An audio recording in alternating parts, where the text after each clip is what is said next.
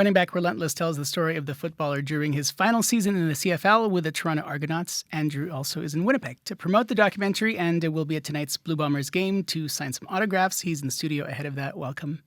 Thanks for having me. It's nice to meet you. Yeah, you too. Take me back to that moment. We were listening as the tape played there. The news conference where you were responding to accusations of cheating. What were you thinking then?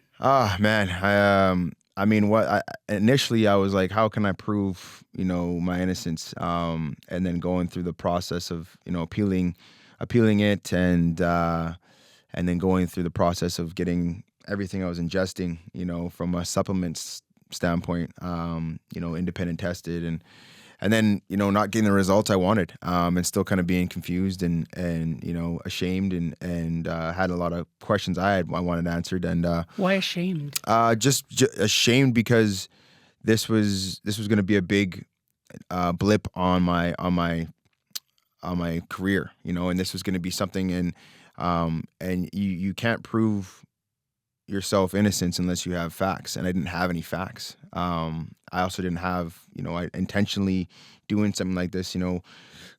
I was tested on July 2nd, and then 8 days later again, and there's an 8-day span there where I was positive and then not positive, and and then I had a small trace, and so I knew it was something that was not on purpose, and I had no idea where it came from, and that was the hardest part. But at that moment, I was doing really well, throughout the season, and I served my 2-game suspension, and I come back to the team, and I felt really off, and a lot of the childhood trauma and things, betrayal and abuse and things that I kind of been going through and dealing with, kind of just got me to a breaking point, and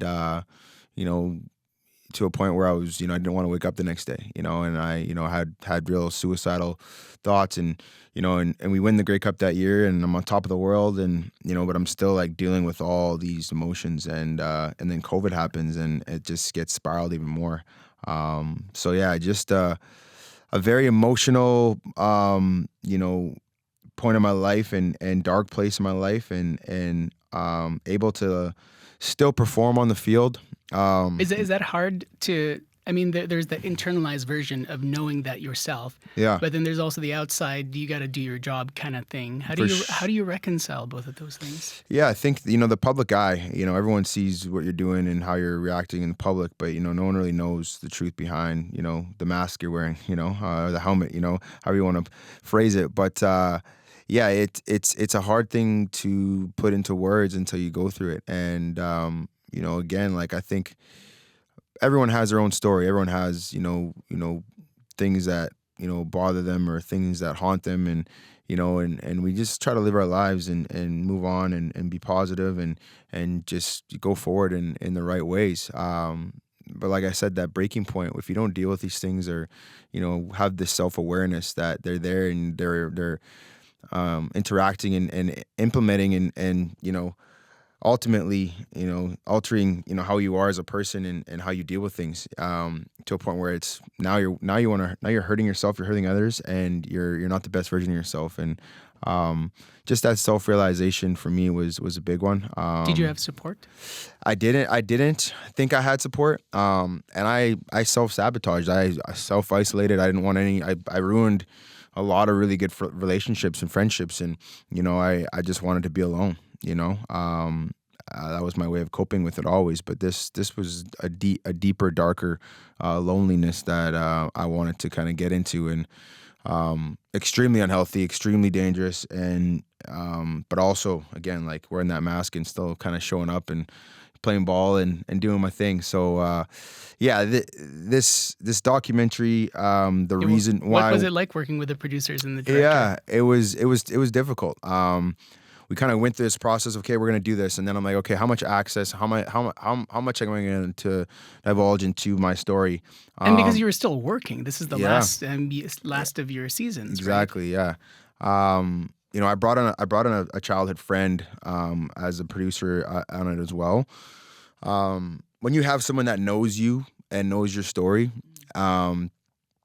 they can help behind the scenes and make sure that it's getting told properly, and it's not for dramatic or for more views, and this, and I want it to be as raw and honest and vulnerable as possible, because I think you don't need to be an athlete to relate to this. I think all walks of life can relate to this in some way or form, and that was the goal.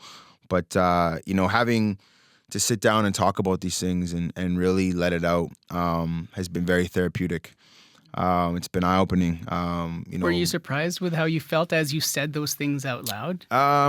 Yeah. I mean, when I went and saw a sports psychologist when I was going through this dark points, I don't even remember talking. I remember just crying and just babbling on, just nonsense, right? But it's meaningful. It's the weight you hold, the luggage you carry on your back, and letting that off. But when I actually sat down and told my story, and got asked hard questions and answered those questions, and sometimes took 3 minutes to even process an answer, right? And pausing, and but it was a difficult process. It was very tough.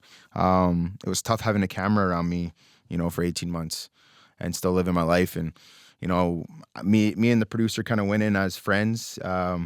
And I kind of hated him for a while there, I was sick of him. I was like, Yeah. Man, stop calling me, stop asking me for things. But I'm so happy because the access we did get, that we got so much great content. We got so much real, raw, authentic of what my life was like and what I was, how I was living and how I'm living. And you can see the transformation from, earlier interviews to later interviews, and understanding the change and seeing it, and just being in a way healthier, happier place. It's truly amazing. There may be other athletes like you, Yeah. who are in the spot you used to be, where you were hurting inside, couldn't really say it publicly. Yeah. What advice would you give them, who might, your story might resonate to them? Yeah, I mean, like I said, I obviously I'm an athlete, and might be more, people might think it's directly correlated to other athletes, but this is going to be for a lot of other people as well. I think this might impact more people outside of football than it will on the field. But How do you hope people respond to it then? I mean, to me, I was nervous. I'm like, I'm putting this out there, and everyone's gonna have an opinion, criticize, and and I'm believing my heart on my sleeve, and everything's out. I'm okay with that now. I am who I am. I've grown from this. I'm a better man, father, friend.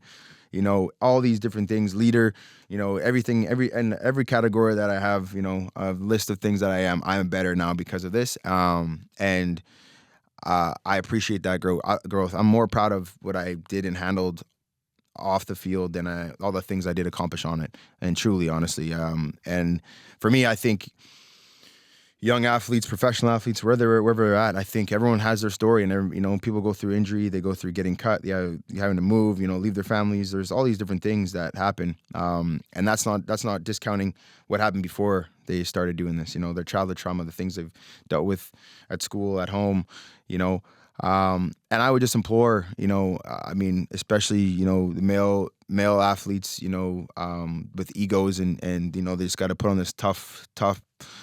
Kind of sense of, who they are, but Pretty strong pull and push. Yeah, you need to let it out, and you'll grow so much more. And I'm just imploring guys to just find that inner that way to just kind of express themselves a bit, and they'll find out a lot more about themselves and the people who really care about them, and who really matter, and they'll grow from it immensely, like I did. There is video of you in this documentary of you holding your kid, and the look on your face, I can't even describe it. Do you remember what you were thinking? Yeah, I mean, I don't know which one you're talking about, but yeah, I mean, every time I hold my son Axton, or my daughter Hazel is 16 now. We have another one on the way too, so Congratulations. Family's growing. But yeah, man, like I in the documentary you'll see, I never had any kind of positive parent role model, and in a lot of ways. My mom was there a little bit, at times, but even to this day, I don't really have a relationship with my mom, just of how she treated me and the things I went through.